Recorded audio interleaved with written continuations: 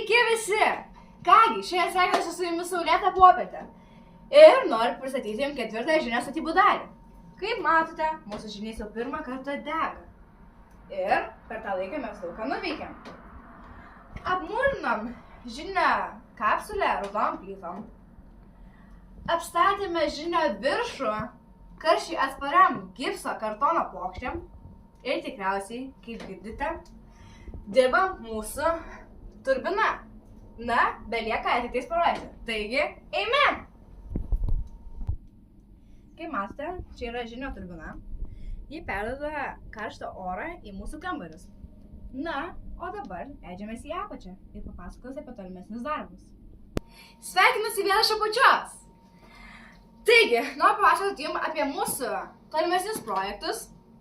Mes sprendžiame klausimą, ką daryti, kad šitie senoviški rąstai